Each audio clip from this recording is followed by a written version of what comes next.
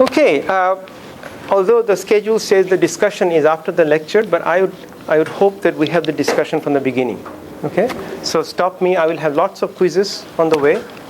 Okay. There'll be grading also. No, I'm just kidding. But yeah, there'll be questions that I'll be posing to you. Hopefully that would motivate some of the discussions. Okay. So the general outline that I'll be covering is the basics of neuron, particularly the structure and function, early development and growth, and then role of mechanical forces. Okay, there's the basic idea. And as I said, a big part of this lecture comes from basically a single book, Principles of Neural Science. This was written by Eric Kendall, or edited by Eric Kendall, who got the Nobel Prize in 1992. So I like this book very much, not because he got the Nobel Prize, but it was written so well. So I don't repeat this reference in my slides anymore. It is just from the very beginning. There are other citations that I have on the slide, but I don't repeat this one many, many times. Okay, quiz number 1. How long is a neuron cell? 1 meter. 1 meter? What's that? Okay, it depends on where it is. Very good. So basically your answer is it could be very long or it could be short, right? The ones that are in the brain could be short. The ones that are driving my arms and legs are very long. There are long arms that are coming out, connecting to the muscles, and I could trigger the muscles because of the neurons are there. So they could be very long, unlike other cells. Most other cells are small. Neurons are the exceptions. How long do they live? What's the life cycle of red blood cells, for example? Neurons? No, a red blood cell. Oh, a red blood cell. Oh, you shocked me. Yes. Yes. So most cells are short-lived, but neuron cells are okay. Neuron cells. Give me an answer. They're with you your entire life? Entire life, right. My grandmother's neuron cells are as old as she is. Okay, 90-year-old woman's neuron cells are as long. So neuron cells are as long as we are. What does it suggest to you? That they don't divide like other cells. Once development is complete, they don't divide, and so they keep just getting bigger and bigger. Right? What do they do? What's the main function of the neurons? Pardon me? Signal transmission. Anything else? Well, that's one of the primary missions.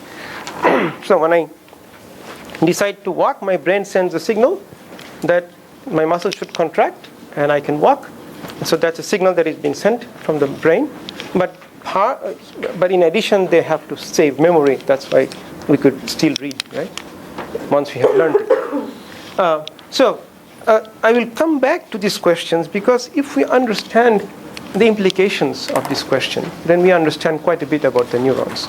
Particularly the second question, how long do they live, will be one of the core theme that I'll be covering in this lecture. And of course, what do they do? More for the pedagogical reason that I want to complete the story. Okay, so neurons are long. So if I take a connection between two neurons, which is called synapse, then the arm that comes from the brain or central nervous system could be very, very long. In this scale, it probably goes to other part of the campus. Okay, very, very long. Okay, so if you look at a neuron in general, they have few components, 4 components. One part of the neuron cell is the dendrites, like a tree, lots of branches. And then you have the cell body with the nucleus. And then you have a long cord. This is what you mentioned, a meter. For me, it could be a couple of feet. For bigger animals, it could be meters long. For a whale, it could be many, many meters long.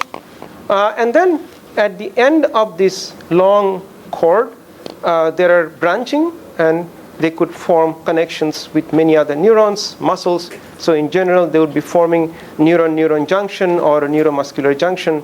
So that's what we call synapse. So basically, the four major parts in a neuron cell.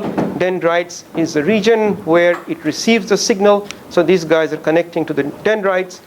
And cell body is where it is processing many proteins and protein generators, like any other cell. Axon is this long cord that conducts the signal. And synapse is the part where the signal is transmitted from the neuron cell to the next cell, to the muscle cell. Okay? So that's the basic structure of the neuron. This long axon is typically coated by an insulator. And this insulator's job is to create little openings along the way. These are called the nodes of Renvier, which, if I get time, I will cover on this one. But they serve a particular purpose. Any question so far? Okay. So, you mentioned that one of the jobs of these neurons is to send the signal, right? Signal transmission.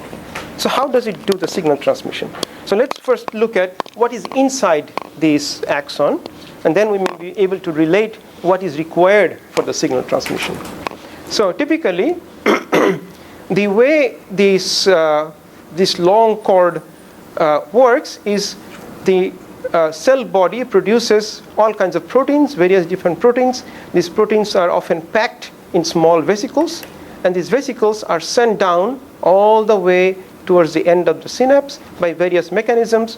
One of the mechanisms being by motor proteins, and maybe you have covered this already, the different types of motor proteins that are running along this long axon, which has microtubules. So the microtubules are serving as tracks, railway tracks, and these vesicles, which are packed with proteins, are being sent all the way to the end. And some of these are being sent back for recycling or regeneration. In the synapse, at the intersection between two neurons, a neuron and a muscle, there are lots of vesicles. These are packed with neurotransmitters. We have different types of neurotransmitters, for example, acetylcholine, glutamate, and so on. And when the signal comes, these neurotransmitters are released to the next neuron or released to the space in between this synapse and the next cell, which could be, let's say, muscle cell. So when the signal comes, these vesicles, which are carrying the neurotransmitters, go through exocytosis, so their membrane gets fused with the membrane of the synapse, and the contents are released right away. And these contents basically make these other cell channels open up such that the ions can get in. So this space is about 100 nanometers, and this transmission happens through diffusion. This takes about 2 milliseconds. So you begin to wonder that if these proteins were not packed in vesicles, if these proteins were like mixed with the plasma, then they would not be as effective because they would lose their concentration. Having packed in small vesicles, they can be released in high concentration, and this creates a concentration gradient across this 100 nanometer space, and then concentration gradient makes them reach the other end, and signal is transmitted.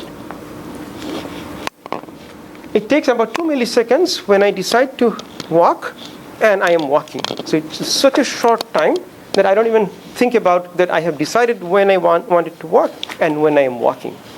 Because the signal has been transmitted electrically, which we'll cover in a minute, but the electrical signal comes, and at the end is the mechanical way of transmission of the signal by this diffusion process. Okay? So it has two components. The moment I decide, the electrical signal runs down very, very quickly, like this long wire, electrically, but it does not carry any neurotransmitters. The neurotransmitters are like soldiers at the end of the synapse, waiting for the command, right? The moment the command is there, it's like on the border, the soldiers are there, they go through a firing process, and this firing process is very mechanical. This exocytosis has to happen through the fusion of the membrane of the vesicle and the membrane of the synapse. Very complex process. We won't go any more deeper than what I just said. Typically, for neuromuscular junctions, during firing, about 10 vesicles are being released, but within neuron-neuron junctions, about 1 vesicle is being released. Now, there are several theories how these vesicles are being exocytosed. One of them, called kiss and run theory, where the vesicles are being released. But if it keeps on releasing, what would happen to this membrane? If the more and more vesicles just keep releasing by exocytosis, what's that? The membrane would have infinite size, right? Because you're adding membranes all the time. So to prevent that process, some of the vesicles would have to be recaptured. Otherwise, the membrane size would be indefinite, right?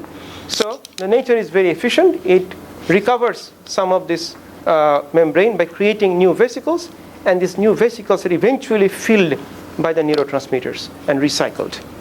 This recycling can happen about 4 to 5 times, but after that, some of the vesicles are being transported back all the way for degeneration.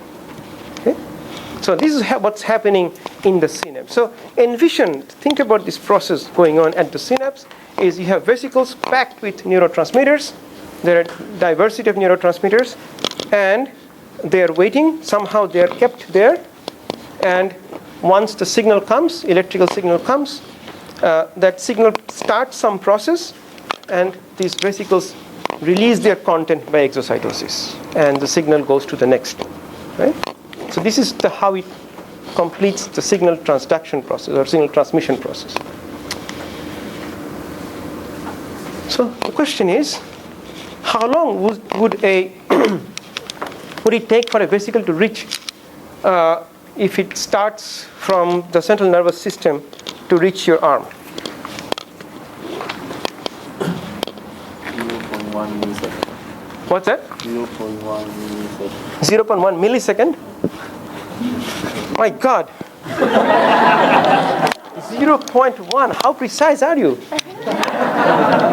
That's scary. What gives you this number?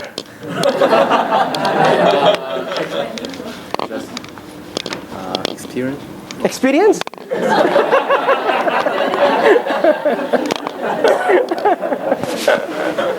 Now I'm totally confused. So if you were one of those vesicles, then only you could experience how fast you are moving, right? Obviously, you are not. So imagine this: the length of my arm may be a couple of feet long, and the vesicle is produced in the central nervous system, in the body of the cell, and they would have to be carried all the way to the end, right?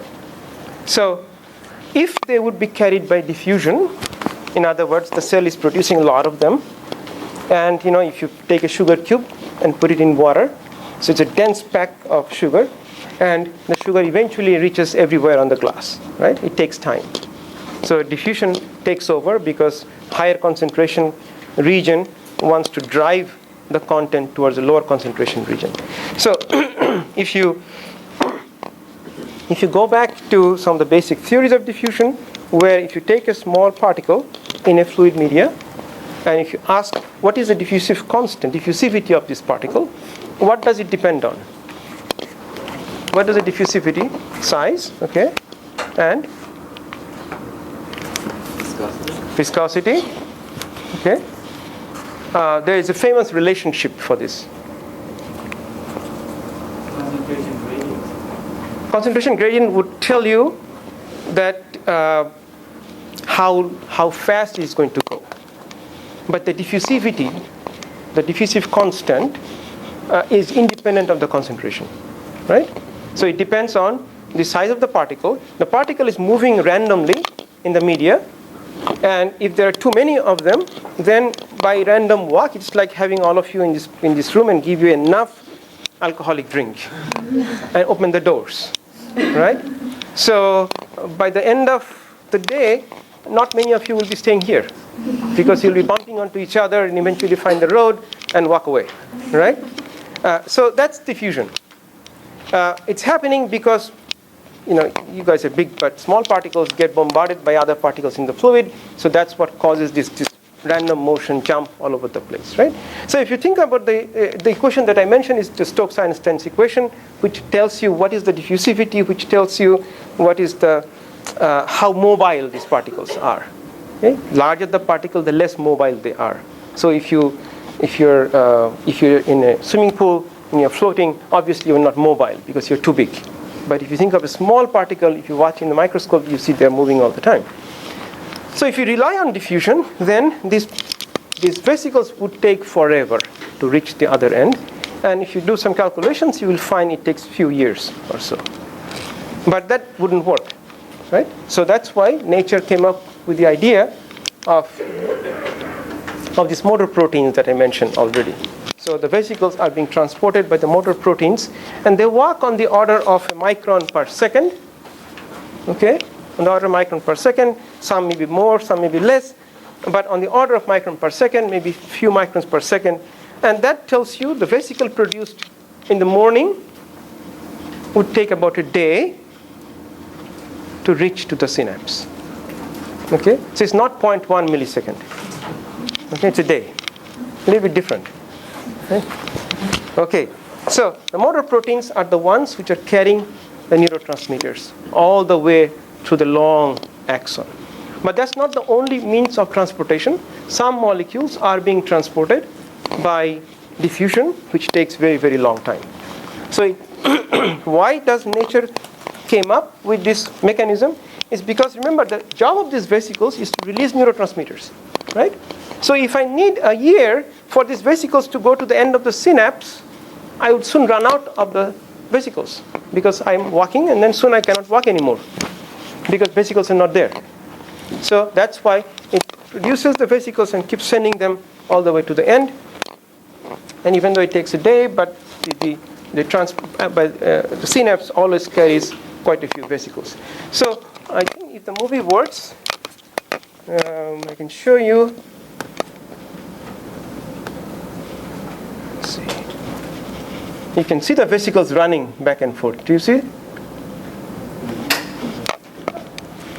So this video was taken about 2 weeks ago in my lab in fruit flies. These fruit flies are embryonic fruit flies. They're growing, and this is along one of the motor neurons. This is the central nervous system is somewhere over here. It is connected to the muscle over here, and it is transporting these neurotransmitter vesicles again on the order of about 1 to 2 microns per second speed. Yeah. So this is slightly more related to a couple slides ago, which is how is all this in mental illness? How does this play a part? Ooh, way forward. Let's see more. Let's go forward before we ask that. Yeah. I don't know whether I know the answer to this. And I mean, that's a big debate. Right, that's a very big debate. What I think by the end of the lecture I hope to convey to you that you need the vesicles at the end to be mentally sane.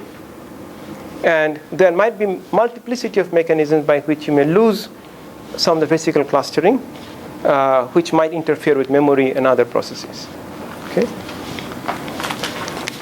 Okay, so now what we have covered so far is just the transport of the vesicles, transport of the soldiers, right, that need to be at the border, guarding the border or firing the other guys.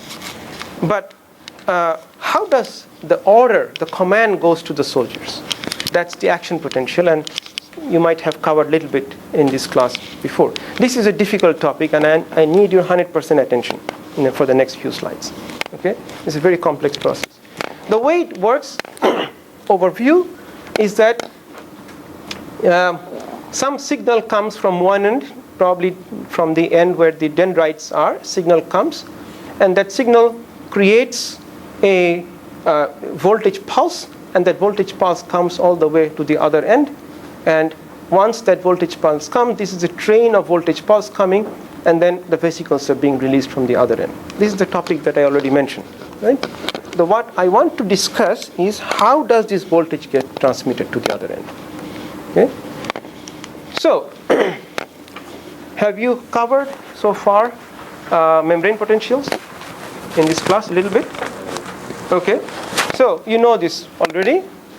Just like other cells, the neuron membrane also has this membrane potential, which means that there is a gradient of electric field. It is about minus 65 to minus 75 millivolt, minus 60 to minus 75 millivolt. So it is electrically neutral when you go inside, electrically neutral when you go outside, except that very, very close to the membrane, there is an accumulation of positive charges and negative charges across the membrane. They cannot interfere with one another. They're isolated, they're separate. Okay? How do they appear? How do they be in this state? Because there are ion pumps that are continuously moving ions all the time, such that there is a electrical field, let's say minus 65 from outside to inside. So there's an electric gradient field. So if I put a charge here, that charge will run down quickly following the electric field, right? So that is like any other cell membrane. It keeps the outside world separate from the inside world through this membrane potential. Now, what causes this membrane potential are two things. There are many things, but two things I want to highlight. One is inside the cell, if you look at the potassium ions, and outside the cell, if you look at the potassium ions, inside is a huge amount of potassium ions compared to the outside. If you look at the sodium ions is huge outside for 50 millimolar concentration compared to inside only 50 millimolar. So if you look at the positive ions by themselves, they may balance out inside and outside, but what is not balanced is because charge is well inside, the charge is balanced, well outside, the charge is balanced. Only across the membrane on two sides you have the electric field. But having a large amount of potassium inside and low potassium outside, what do we call this kind of difference? Concentration gradient, right? So even if the charges were balanced, even if there was no electric field, but concentration gradient alone would produce a driving force for potassium to leave. And what would happen to sodium? Right, so reverse concentration gradient, right? So given the scenario that you have, that there is some electric field across the membrane, minus 65 millivolt, and let's say I open a little bit in the membrane. What do you think should happen? What are the forces on any of the ions, let's say potassium ion? What is going to happen to the potassium ion?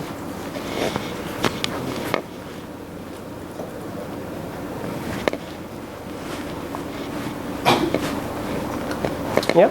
So won't the potassium come out and the sodium come in? Yeah, so let's think about this potassium ion. So potassium would like to go out by what force?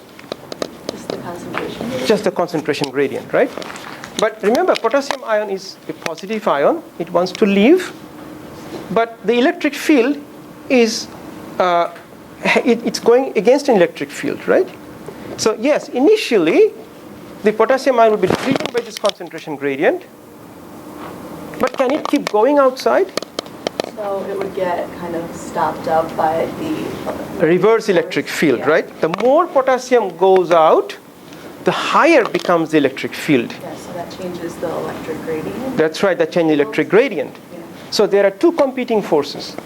The concentration gradient wants to make the potassium to leave, but it is leaving against an electric field. So at some point, there will be a balance. Even though these pores are opened, potassium ion themselves cannot leave anymore, right?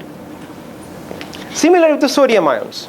If you allow the sodium to get in, so sodium has high concentration outside, low concentration inside, so it begins to flow inside. The more sodium flows in, what happens? What's that? Or I guess ignoring the potassium, the charges. Right, let's think one by one, because otherwise it'll be a couple differential equation, right? Yes, excuse me, just go ahead. Oh, I said ignoring the potassium. Yes. Ignoring the charges control. Right. And the concentration control. Or is equivalent? So when sodium ion gets in, what happens?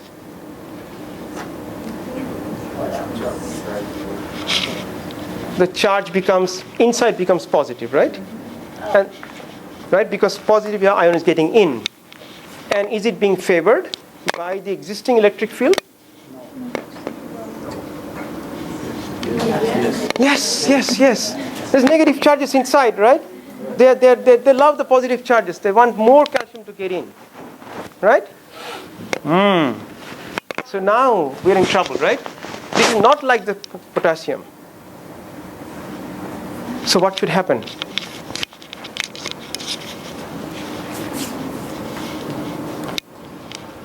More sodium.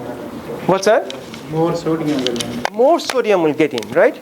And the more sodium gets in, the more sodium wants to get in. Because the charge, the electric field is falling, right? Yes? So if that happens, wouldn't there be an accumulation of positive inside and then it becomes more negative outside? And That's then right. That's right. The only time it has to stop is when this electric field goes way below. It flips.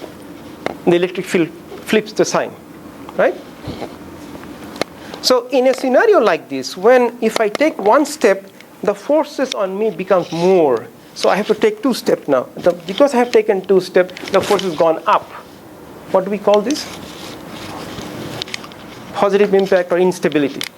See, if I take a marble on the top of a hill, and little perturbation would cause it to fall. It speeds up, but the gravity is pulling. It speeds up more, and instability triggers in, right? Is this clear? So sodium starting to get in upsets the electric field. Sodium makes the electric field now it's positive outside, negative inside. Sodium getting in makes the electric field changes the sign because more positive is getting in. But as long as this negative electric field is applied, more sodium gets in and it's an avalanche, right? It's an avalanche. The only way this can stop is if the sodium ion channels themselves close. Okay? This is central to understand action potential. And we'll see how it progresses. Okay, so what I just told you is pretty much what is in these pictures. Is if you think of the sodium ions, if somehow this gate is opened, when this gate opens, then the sodium gets in. Once the sodium gets in, it upsets the ion balance, so it keeps on increasing. Eventually, this gate becomes closed.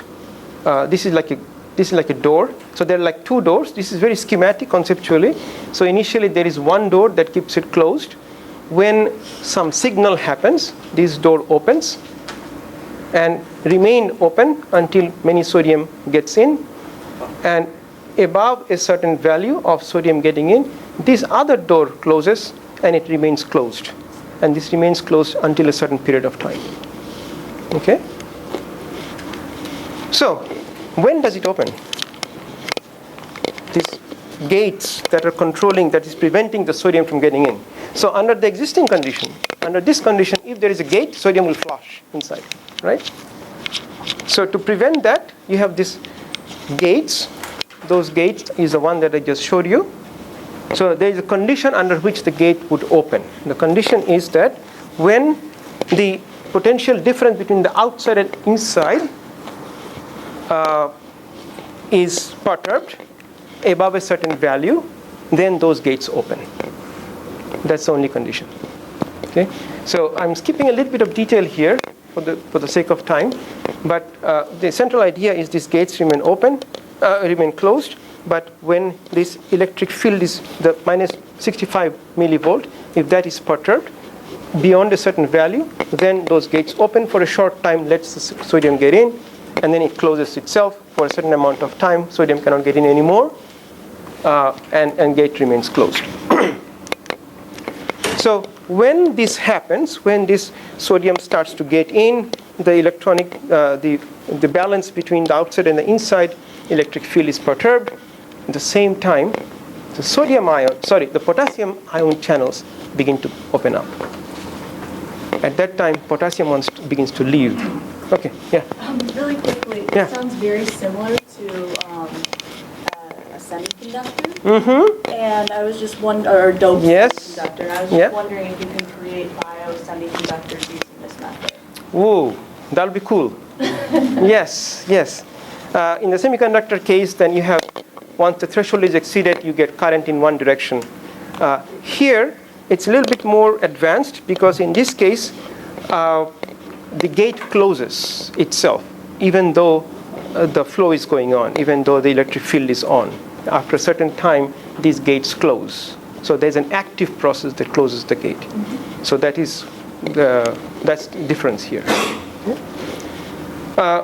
So what I told you is half the part of the story for an action potential. So sodium gets in the existence of this perturbation of the field. Sodium gets in, and potassium gate then opens because sodium is flushing in. The ion balance or the electric field is perturbed. Because of that, potassium ion gates open up. Potassium wants to go outside, and the resultant field, because sodium was getting in, potassium was positive, potassium was leaving out. So it's trying to rebalance the field again, right? So if you look at the net field, it goes up and then it begins to come down, and it creates an electric pulse. Okay, is this clear? So when a stretch happens or when some stimulation happens, okay, that stimulation creates the first perturbation in the field. Maybe that stretch opens up some ion channels. If there are some stretch-sensitive ion channels, that causes some ions to get in, and that perturbs the field. The moment the perturbation of the field happens, if there is enough in magnitude, then local sodium ion channels will open for a short time. An avalanche of sodium gets in. The field becomes even more perturbed. But soon after, potassium ions open up, causes the positive charges to go out, and the field goes back down again, and you get what you call like a pulse. Okay, so this is a local pulse. So this is the beginning of the action potential. We have created a local mechanism by which an external field came in, but created in response a local electric pulse.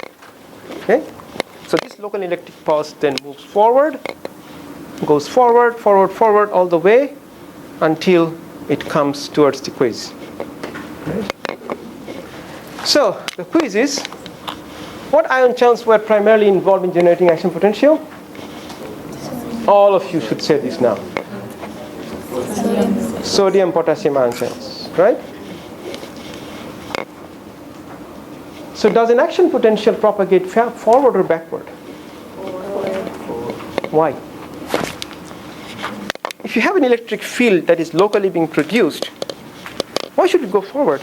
Why not backward? What's that? The channels are expressed with a geometric dependence. So like the idea is they go one way. Mm-hmm. So you're signaling from the soma to the axon. Mm-hmm. You have sodium channels going one way. If you simulate in the middle, it could propagate both ways. But ideally, you don't have sodium channels going towards the dendrites as much. So that way it steers somewhat. Anybody else? Yes? Secondary and calcium messengers? Anybody else? Because this is close at the other gate. Yeah. So it can affect that propagate. Yeah. Since it has a certain period for release the inactive gate. Anybody else? I'm not going to say the same thing. Okay. Yeah, so what happened here is that, let's say this action potential is at some point, somewhere, right? So it had traveled from where it came from.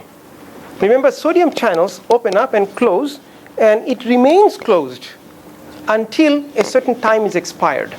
Only then it can open up again.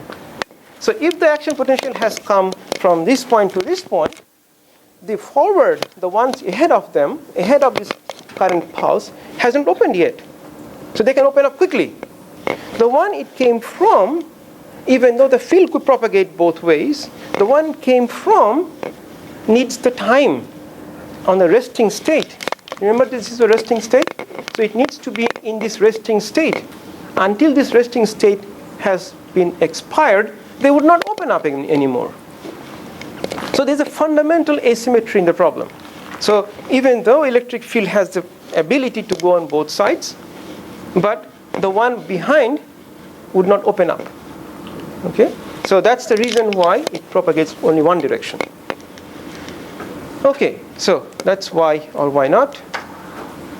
So now this action potential comes all the way near the synapse, and again, as I mentioned, at the synapse there is a large number of these vesicles waiting for this action potential to come, and that triggers these vesicles to fuse, and ultimately the vesicle contents are being released.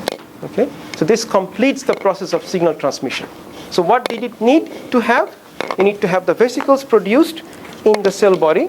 Those vesicles had to be transmitted all the way to the synaptic end, which we call presynaptic terminal. And those are being transported by this truck, which kind of moves slowly, micron, 2 microns a second. That's going on all the time, like the vesicle you just saw in the video. And they remain there. The second part of signal transmission is the electric impulse that is coming very quickly by opening, closing these ion channels very, very fast, right? And then when it comes to the end, this action potential at the end opens up calcium ion channels, calcium gets in, and that causes the exocytosis of the vesicles. Okay, I will skip this part.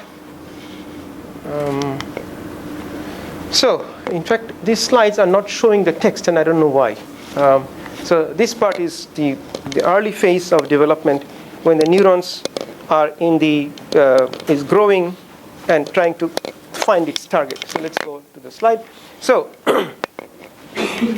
so what we have said is the function, the structure of the neurons. Now we want to talk about the development of the neuron, the growth process of the neuron. So before it found the target, I mean, it's such an intriguing thought that the neuron that is driving my fingers had to come from the central nervous system to look for the right muscle to bind to, right? Right target to bind to. On the way of its development, it had many muscles that it attached to. It had all the other muscles of my arm. Somehow, it avoided this temptation of attaching to the other muscles. It had to find somehow, I don't know whether it is fully understood even today. There are many theories, many hypotheses how this happens, and more physiological, more biophysical arguments are, well, there are attractors and repulsive agents on the way. So when the neuron is growing, there are some regions that are more attractive, some regions that are more repulsive. So eventually, it finds its target. I don't think this is the complete story, but it is intriguing that it finds its way all the way to the right target, long distance traveling.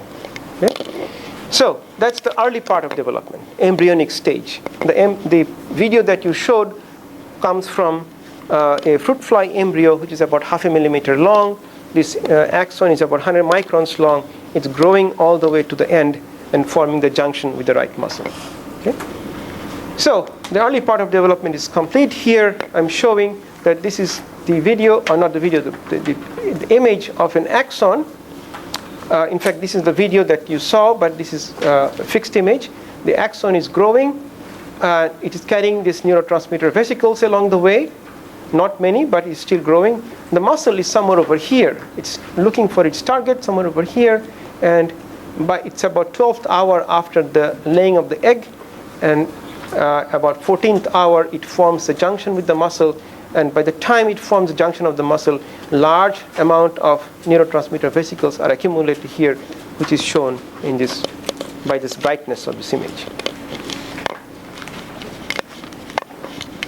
So this is the picture that I was showing. If you look at these neurons, this is about 100 microns long. This is the muscle that it is trying to find, and it forms the neuromuscular junction at this point. Okay?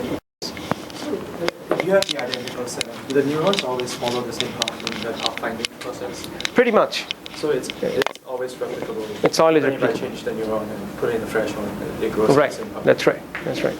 Yeah. It's almost probably this is from some genetic code. So the architecture of the neuronal network remains the same. In fact, if you ask the follow-up question, that then why are we different from one another? That's another story. Okay, maybe we'll touch upon that a little bit later.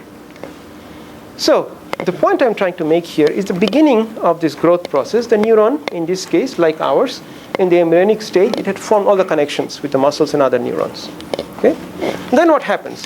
This little guy, which was about half a millimeter long, becomes quite big by the time when it becomes an adult fruit fly. I'll skip this one. This is the beginning of when it is forming, when it is looking for the muscle. Can you see? This is a video actually. So the growth cone, or many of this finger-looking structure from the neuron is looking for the growth, looking for the muscle until it forms the target. The video is not pretty good quality, so I'll skip this one. If you look at the neuromuscular junction, this is how it looks like.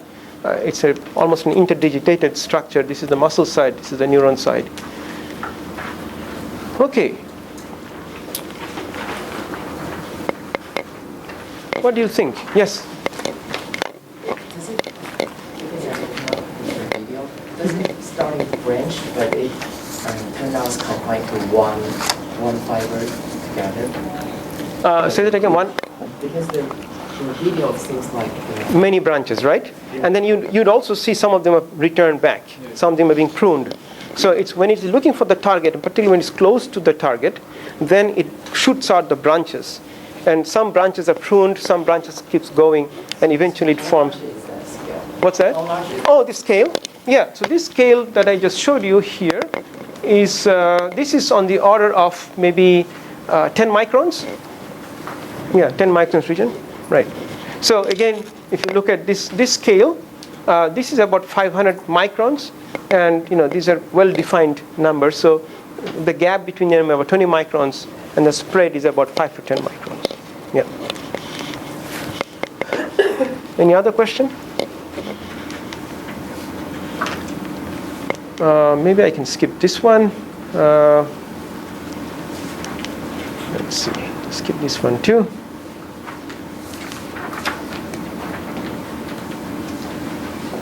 Okay. Quiz. How tall were you on your 0th birthday?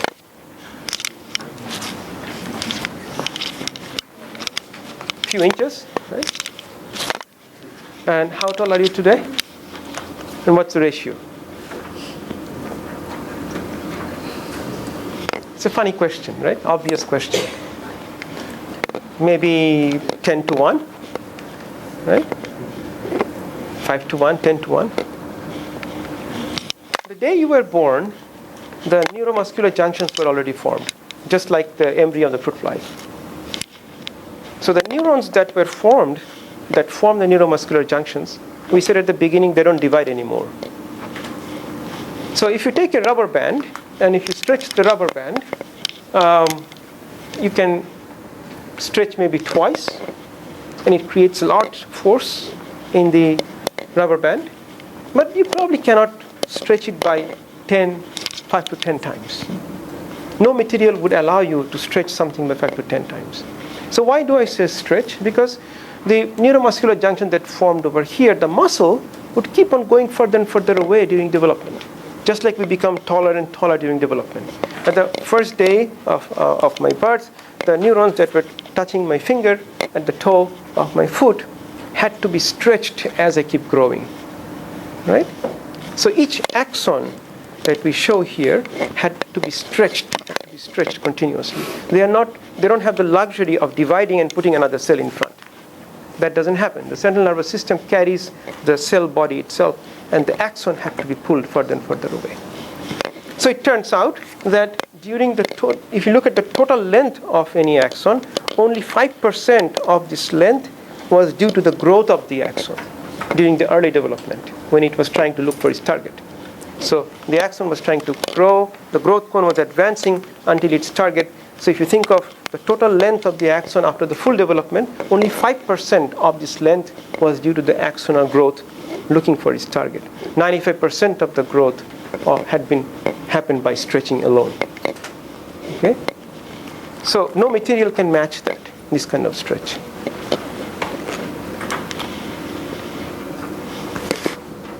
So what needs to happen as the body grows?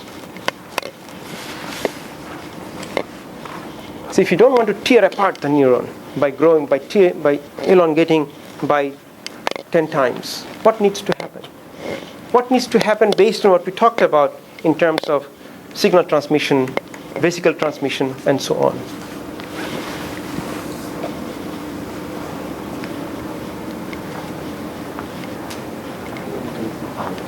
What's that? Fiber will elongate. So something has to be added to it, right? It cannot just stretch mechanically. So the neuron would have to be growing. So how can you envision this growth? Microtubules have to be added, right? It's like somebody is stretching a road, and there are trucks on the way. There's the end of the road, but somebody is stretching the road, somebody is stretching the earth. So the road has one choice, which is crack on the middle and follow the stretch of the earth, or it could have the trucks coming and putting more materials in front and building the road continuously as the earth is stretching it. So it doesn't need to stretch itself, but it can keep on building itself. Okay? But now, when this neuron was small, there were need for vesicles to be at the end. So you could do this, maybe one truck, because this truck has to go just a little bit and then drop off the cargo. But now I have to go from Champaign to Chicago, and I have to continuously move these things all the time, in contrast to going from this campus to the south of campus. So what do we do? When we have long distance travels, what do we build? What's that? Build from both sides. But what happens to the roads? Becomes longer, of course. But we build highways. More trucks can go, right? So many things are involved. So now we have this signal transmission requires vesicles to move all the way long distance, right? My body has become bigger. The muscles may need more vesicles to excite large number of muscle fibers. So I may need more vesicles to excite.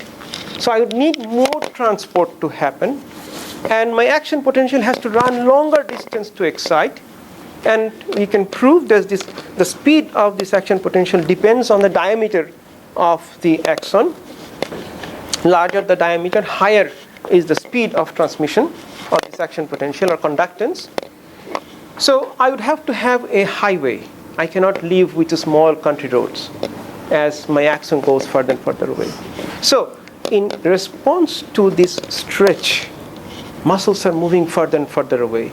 In response to this stretch, the only thing that axon can do is somehow sense this signal of the stretch, sense the signal of the force that the end is being moved away, sends the signal of the force, and in response to this signal, it builds more highway. It becomes fatter. It gets more microtubules. It gets more actin that is covering the membrane.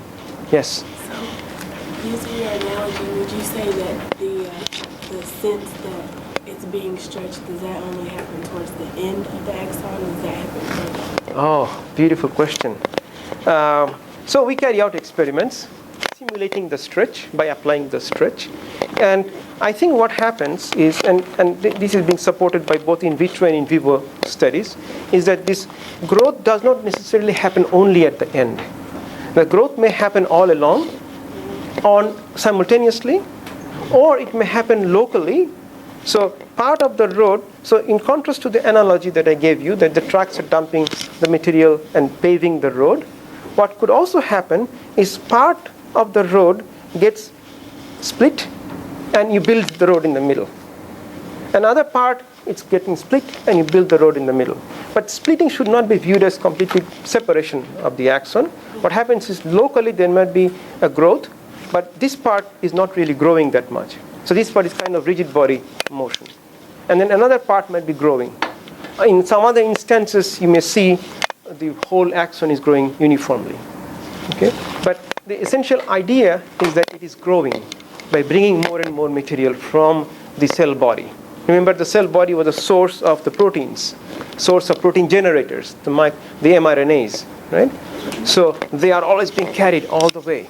So in response to the force, they have to produce more, polymerize more, and get more of these contents along the way. Yes? Why isn't it that kids use the same fast signaling process and have like super speed or something? Super speed? Well, even quicker reactions. Like why wouldn't they, so you said as we get bigger, we have to send the signals faster because we're bigger. Why? Not the signal faster, signal longer. But so do adults have slower reaction time? The conductance is proportional to the radius of the axon. Yeah, so it gets bigger. So you have to become bigger to keep up with the conductance. Yeah. So if children they're smaller were in also size. wider, yeah, not actually this big. If children had the same thickness, would the signal travel? Okay. Now I understand your question. So when we are adult, think about, let's say each axon is 10 microns in diameter. When they're kid, maybe they were. Why are they not smarter than us, right? Yeah. They are actually. But yeah. So okay. So they do learn.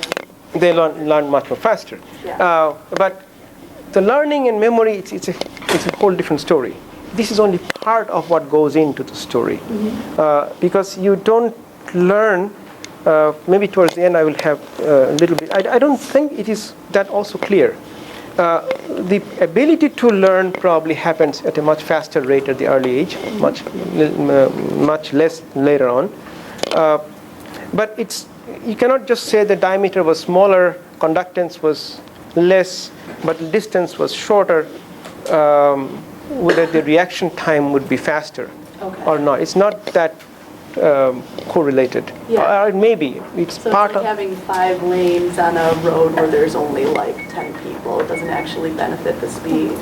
right. You can think of that in terms of this analogy. Yeah. But what you're really referring to is a learning and memory process. I was thinking like muscle speed. Like why aren't they like superhero speed? Just like with muscle reaction. So you have to send a signal to the muscle. The muscle would contract, right? You can think of. I think you are asking why not the muscles? Why can they not move too much faster, right? Yeah. But that's the action of the muscle. What is the rate at which the muscle can contract? Okay. So that has to do also the way the ion channels get in and get out, right? So they are also controlled by similar time-limiting process. The sodium ion channels, potassium ion channels, opening, closing, and certain time that they have to be closed until they can open again. So the rate at which we can act, I think, has more fundamental limitations. Okay. And then the other question I had was why do babies have difficulty moving? Like a baby animal can walk, just hours after their birth. Why is it that a human baby takes so long?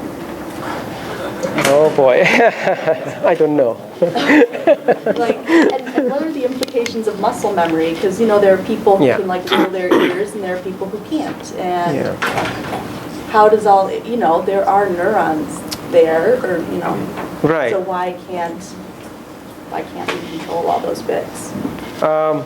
So what we call is muscle memory, and again, this is sketchy, my hand-waving answer, is that when you use certain movement for the muscles over and over again, I think though there is certain inbuilt learning process at those neuromuscular junctions.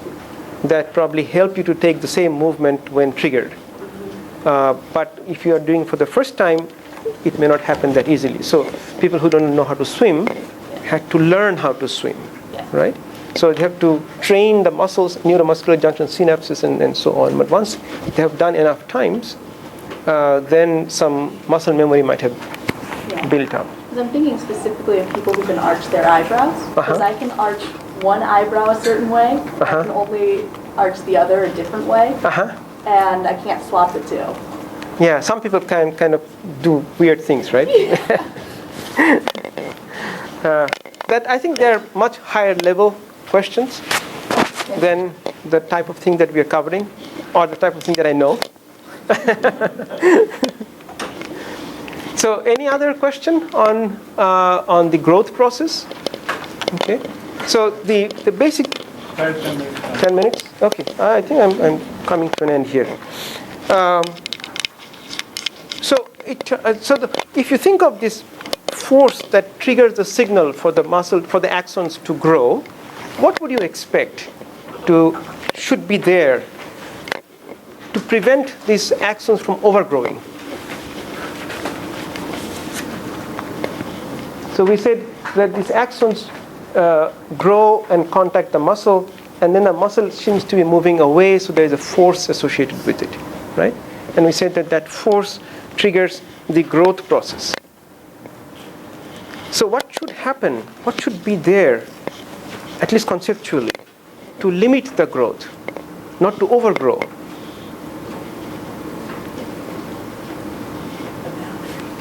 What's that? The boundary? Boundary is the muscle. I mean, like a chemical boundary or some way that the cell knows that this is about. Like a message. Right, but what should be it is slave to? So this chemical reaction that causes this growth is responding to the force, right? When the muscle is being stretched, then it's growing, right? So there's some kind of force that tells the axons to grow. But to limit the growth, what should have to happen? Just conceptually. What's that? A signal? So that signal we said is a force, because it's getting stretched. So when it wants to grow, when the stretch is too much, the force is too much, it grows, right? So then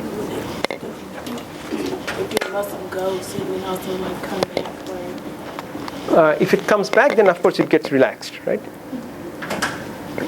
So if the muscle gets stretched to a certain point, or stretched or contracted, could it just send out a signal that says, "Hey, get away from me"? Or don't grow anymore. Yeah, Grow anymore. But what is that signal in terms of force? The force goes down, right? Yeah, couldn't it be like an electric signal? Like if the axon has, like a negative potential, then it would exude a positive potential To balance it? to balance it. Yeah, so you can think of like this. So I have a rubber band, and the rubber band property is such that when I stretch the rubber band, it grows. Okay? But it should not overgrow. One way it could maintain this growth, maintain this length, is by creating a force by itself, creating a tension by itself. So if the axons have a tension they create a tension by themselves, then they always feel the tension. If the tension exceeds a certain value, because the muscle is pulling it, then it grows. Okay? But then muscle eventually does not grow anymore. So there is not much more tension except that its own tension. So if it can maintain a tension all the time, that tension itself tells you that should I grow or should I not grow? But the tension should be there as a check. If that tension is too much, then it grows. What should happen if it is too low? Does it have to be the tension? Since those cells start like acting and killing, they are polarized and depolarized and dynamic. So what if it just has a certain rigidity of those filaments, and if it's not strong enough to bearing the stretch, that they being polarized. Okay. Go if it's loosen those tension, those stretch, it's just starting To depolymerize. Very good. Very good. So, but when it depolymerizes, it has to build the tension again, so that it knows when not to depolymerize anymore.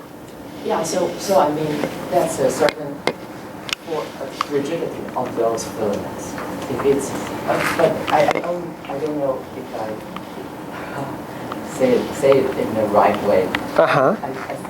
What I want to say is, if these polymerized filament, for example, actin or tubing, they got their own rigidity. You mean the stiffness, right? How strong they are. Yeah. Okay. So, but when the muscle moves further away, they need to grow and keep on the rigidity. It cannot vary the force. Right. So it has to be adding it, right? Yeah. But when you say it cannot carry the load, so there has to be some sensing mechanism that, oh, I cannot carry the load anymore. Yeah. So if there is no stretching rate, so the depolymerize just overcome, because depolymerize is always the Right. But there has to be a balance. It cannot keep on depolymerizing indefinitely. yeah. Right? So it has to have a feeling of force that, oh, I have reached the right amount of force, don't depolymerize anymore. Yeah, but I think that's a balance between polymerize and depolymerize. Just if you turn it back two more, that's the force starting.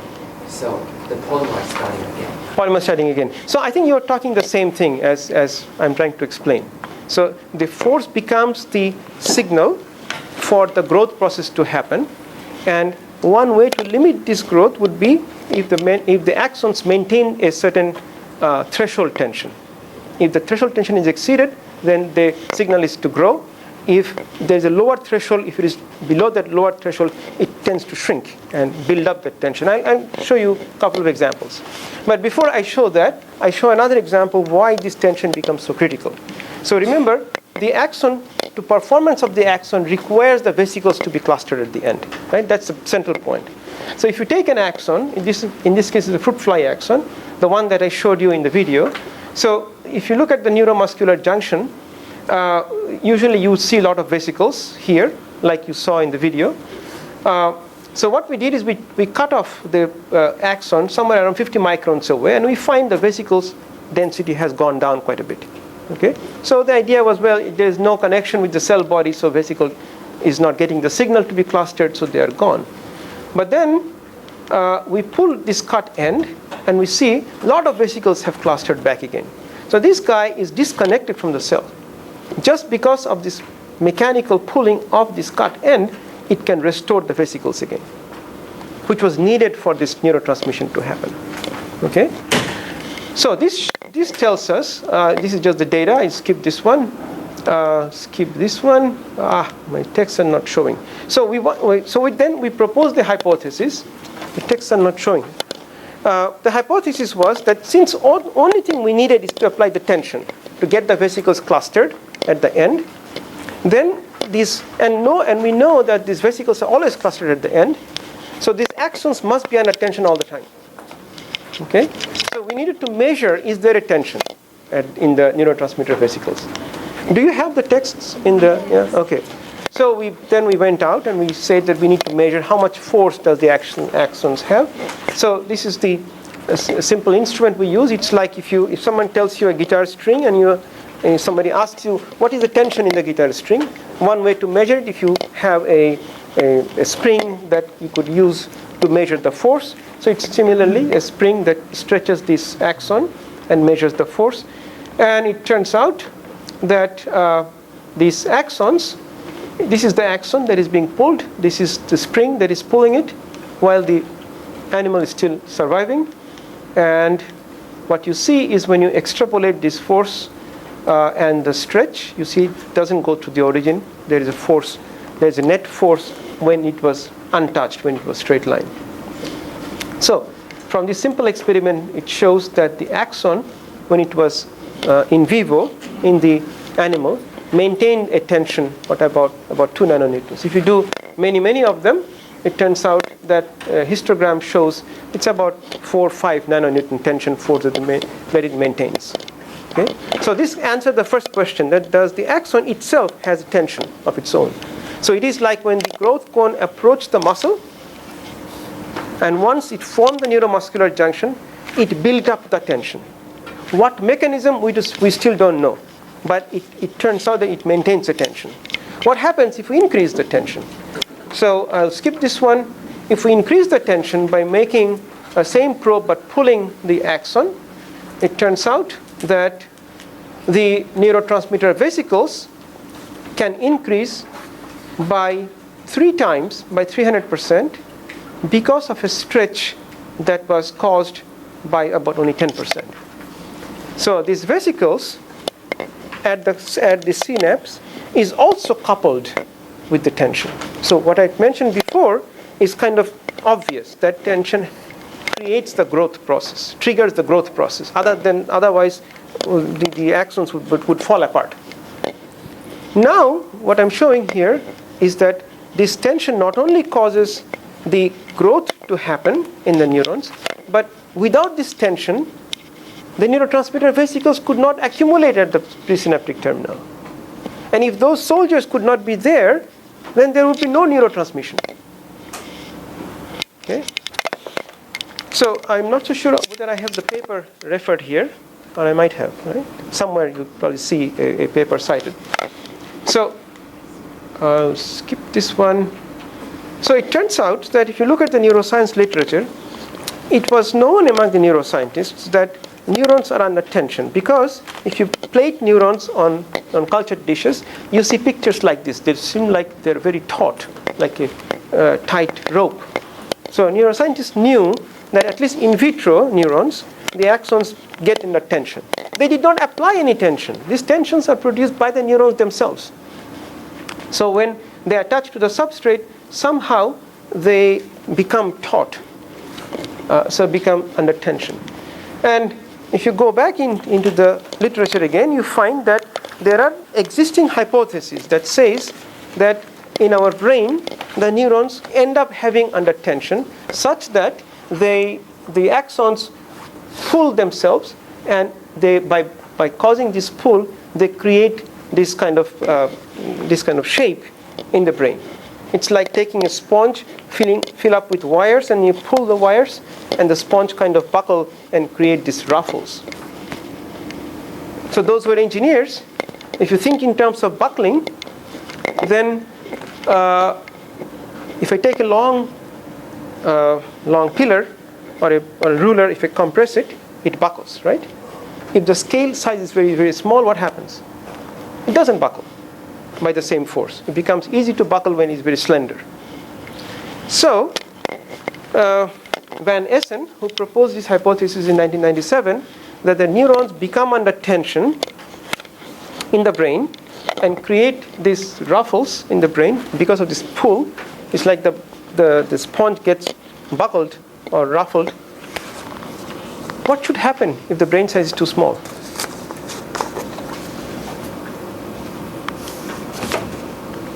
Just like if the scale is too small, it doesn't buckle, right?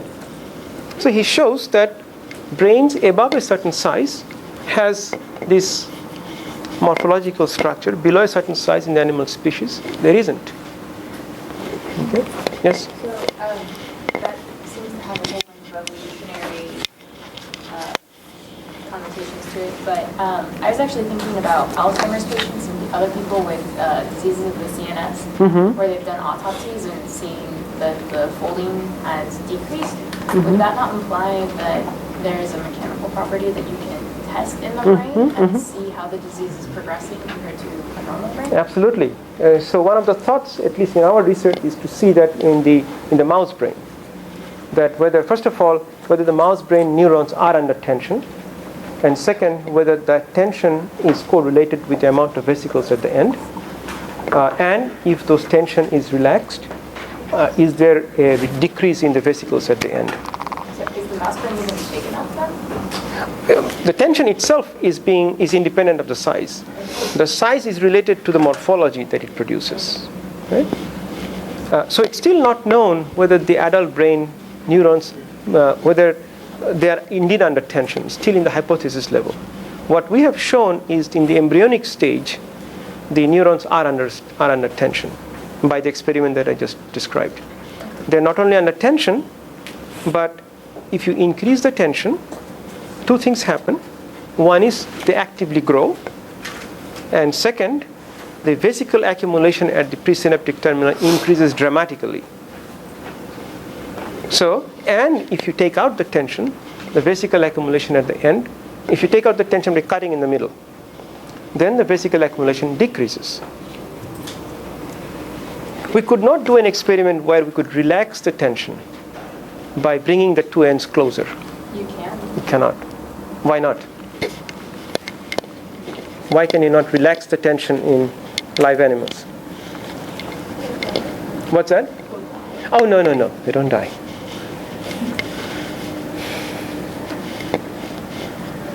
Would it be possible to culture the cell as some kind of flexible membrane and then kind of like go into the Yep, neuron but and still it's build it? difficult.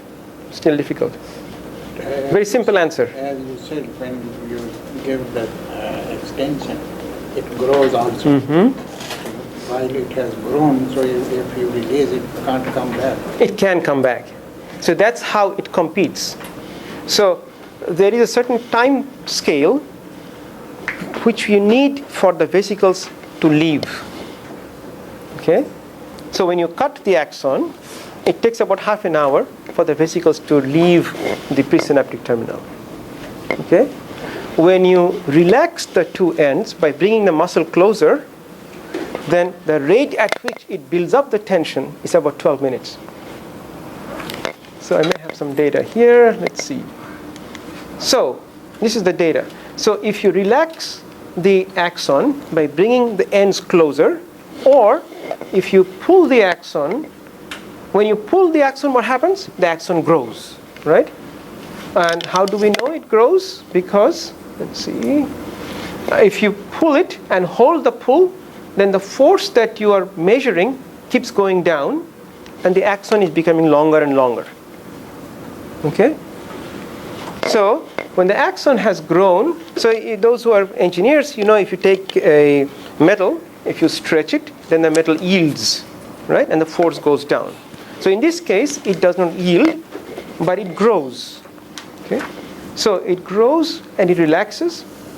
But then if you come back, if you bring the probe closer, so now it's like a chewing gum, you've stretched the chewing gum too much, and then you bring the ends very, very close. So chewing gum is now very floppy, right? If you do that, then you relax the force. So that's what we do. We relax the force quickly. So the force is not there, but there's a large amount of strain remaining. It has been stretched by 30%, zero force. But look what happens. If you hold the probe here, the axon begins to build up the force. To what? The value of the force is about 1.6 nanonewtons, is pretty much the same as where it was, which was 2 nanonewtons. So if you relax the force by bringing the ends closer, the axon actively shrinks itself and builds up the force to some preset value. And we don't know what defines this preset value. We don't know what controls this preset value, but it shrinks so fast that before the vesicles could relax, before the vesicles could release, it restores itself. So it's a very robust mechanism. So it needs the tension to keep the vesicles in place, but if you mess up with it, then it has two ways to keep it up. One way is it cannot increase the tension indefinitely because it increases the growth. Or if you take out the tension, it shrinks itself until it builds up the tension to more or less the same value. Yes? So that's how you guys can artificially shrink the axon back. How does the body do it? Maybe I missed that. No, body doesn't do it. But All I'm saying is that the axon maintains a rest tension, yeah. which is what it is gauging with all the time. So when I was high school or when I was in elementary school, it has this rest tension. But by the end of the elementary school, the muscle had gone further. So the axon feels that, my 2 nanonewton force has gone up to 4 nanonewtons now. So I could relax by growing. Oh, okay. So it's not when a signal. I had thought that it was when a signal passes besides human, like besides body growth, I had thought when a signal passed down the axon also grew, and that was a mistake. No, it's not the electrical signal going, because electrical signal is a much faster time scale. This is a much slower time scale. So we're talking about 2 or 3 time scales here. One time scale is about 10, 12 minutes. See, this is one when it becomes more or less 1 over E of the growth. The signal transmission time scale is millisecond, and the growth of the axon in response to a stretch is on the order of maybe hours for embryonic stage. Okay? Yes. I'm curious about neural electrical transport. Can we measure it in vitro on the silicon chip? In vitro yeah, on the silicon chip. Measure it.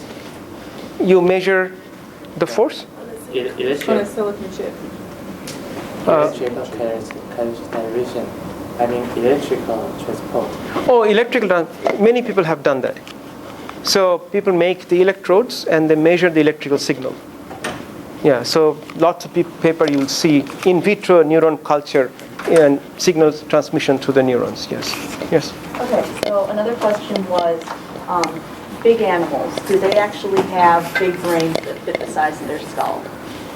Because I've seen skulls and it looks like, it can't have this huge fluid layer, otherwise the brain would just be floating. But if that's the case, if animals have these big brains, why don't they have the a greater buckling effect than us? And then why aren't they more intelligent? Why more intelligent? I don't know. Your questions are very difficult for me.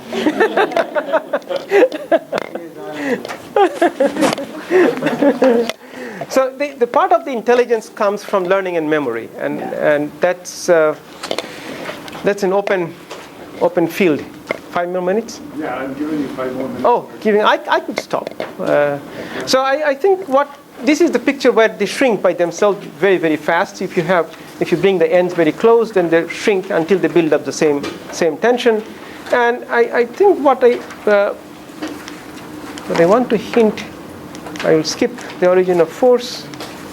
There is too many equations. Now I'm running out of battery. Okay, it's perfect timing.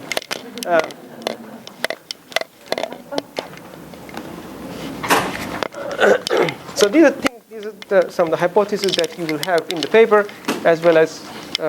But one thing I want to leave with the idea that what makes us so different. If you look at large population, the neuronal structure that you have is more or less fixed by our genetic code. But what makes us one so different from the other? And that's where the learning and memory comes in. And so the evolving idea is that in the past, people would think that different parts of the brain does different jobs. So parts with emotion, anger, fear, and those things are done at different parts of the brain. But the modern view is this memory and learning, the life experiences are happening at each single synapses within the brain. The idea is that the more a synapse is used, it remembers its usage in the past, so it changes the ability to fire. So the more a synapse is used, the more firing happens when there's a signal coming in, and that intensity change of the firing is what is known as the synaptic plasticity. So we don't have a CD that we burn to preserve a movie, but all we have is the same number of synapses, but their efficiency has changed. So that's what causes the storage of memory and our experiences. And if you believe in that, then I have very long distant view is if we had a mechanism by which we could see what is the tension in the neurons in our brains, then maybe, depending on who we are, what language, what culture, what history we had for each of us, we may have a map of the tension within the brain, and these are the color coding of the tension within the brain. And what makes us different from one another might be reflected in the tension in the brain that we have that reflects in our history. So what is expected is that in each synapse, the synaptic plasticity has changed. What we think might also be happening is that while the synaptic plasticity has changed, we also have changed the neuronal tension in each of the neurons, which makes us different from one another, even though the architecture of the neuronal in the brain remains more or less the same. So with that, I will leave with a much bigger question: is what makes us individual from one another? Yes. Science fiction-based question. Yeah. If you could, quote unquote, mask the tension in the brain and recreate those tensions and those folds perfectly, would you recreate that Recreate the memory? memory. Wouldn't that be cool? Huh? It would be cool. Yes. I don't know. The brain has What do you huge. think? What's your hot? I think the nature has given us enough robustness against perturbations. So if you expose your brain with all kinds of electric fields, we don't forget the past that easily, unless there is a huge amount of perturbation that we. What about like amnesia after blunt force trauma? Right. So under extreme conditions, you might change the synaptic plasticity locally. The experiment that we are doing now is, in fact, we just did last week, is that if you stretch the axon fast versus slow, you see completely different response. If you stretch very fast, let's say 20% stretch in few seconds, all the vesicle transport completely stops. If you do 100% stretch but slowly, nothing happens. So it tells us that when you have an accident, a crash, then what might be happening? Maybe some of the neurons would stop the transport and they never recover. So, in other words, this is a very new field.